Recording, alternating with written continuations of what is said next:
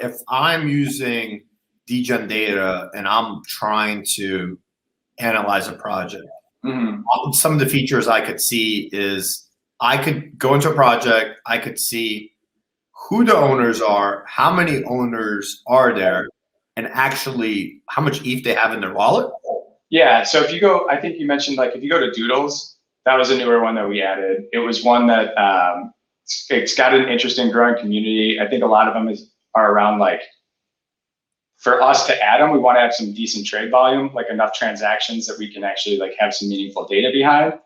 And then like a good community that like wants to build and trade and look at this stuff. So basically what this looks at is in the top left, you just have like a basic volume, total trades over time, as well as the median and average price of the NFT. And so this gives you like a good health of like the floor. Usually like this chart, what we're seeing is in the top left, you'll see a normal trend for when a project drops day 1, 2, 3, 4. Volume is just like spiking. The speculation is really high. Normally the floor, if it's just like, if it doesn't have a good community around it, the floor tends to just kind of follow the volume. But on the inverse, if you see like a project that does good community growth, you see like the floor and average and median price kind of pulling up along the way. So that's like a good macro view. And then if you start getting into like understanding the personas of who's buying stuff, you can look at like the top buyers and sellers. So for the time range that we're looking at, the top buyer looks like it's bought, 100, has bought 4 total doodles for a total amount of ETH, and you can see who those sellers are as well. So if you see, a big signal would be like for example, for punks, there's a few wallets that hold a lot. If you see those wallets just like offloading stuff, then you can start to get an idea of like, okay, there's like sell pressure coming into the market. How's it going to impact floor prices and vice versa? So that just gives you an idea of like how different wallets can move these markets. And then you get, if you're like a trader, so there's kind of like the 2 macro levels that you can look at. And then if you're like a trader, you own one of these, you want to try to like figure out what a fair price is. Normally everybody kind of prices things by the floor. Like that's your base value, but let's say you have some trades that are interesting, then you can, slice out by specific traits. Like, so in Doodles, if you have a specific body type, specific face or hair, however the community values those traits, you can start to slice like what is a piercing versus something that, that doesn't have one. And so basically we kind of have it as we kind of view it as those 3 tiers. There's like good macro on price, good overview on who's doing what, where. And then if you're an individual holder, like, how is the value of certain traits being adjusted throughout the market? And then the other cool part is if you click on there's a little link to a tab called Holder Stats. If you click on that, this is like a great overview of the community. So we have the total doodle holders buckets. So over 50% of the doodle holders only hold 1. So there's not like a heavy concentration of whales. Somebody holding 1,000 that could do whatever they want and dump things on the market, really rip the floor down. And then on the other side, you have like the ETH bucket balance. So a little over half of the wallets have under 1 ETH. And then the scatter plot on the left tells you like, here's the distribution of wallets that hold doodles and their ETH balance. So you can see one outlier on the right has an extremely high ETH balance, but a low doodle balance.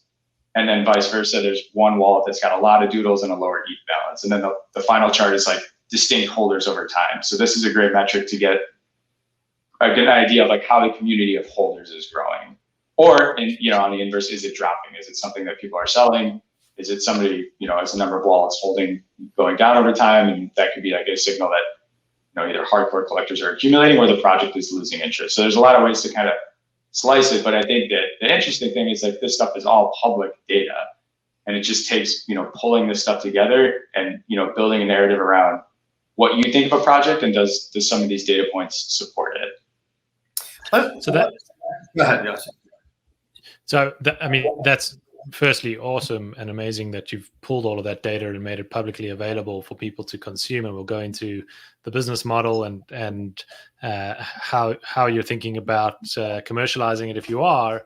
But what on that holder stats that you just showed us for Doodles, like what would you be looking for? What does a healthy community look like that's giving you the indication that there's something interesting here, I should go into it? And what would like an unhealthy community look like? What are the flags that you're looking for?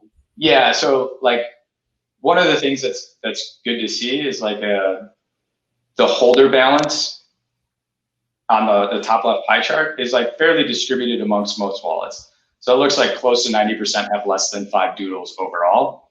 So there's not a single concentration. And then where there are wallets that hold more than 5 or 35 doodles, how many is it? And you can actually see on that scatter plot on the bottom, if you hover over those dots, like the one at the very top left,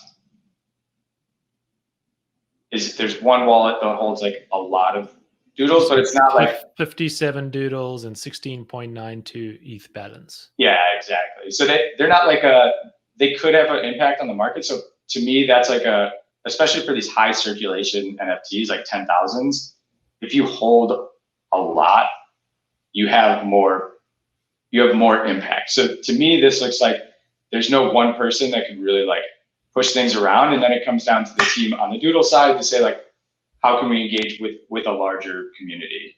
So I think to me, those are some of the healthy signals. The ETH balance stuff is just, I think it's interesting to look at, like, do you have, whales in this project?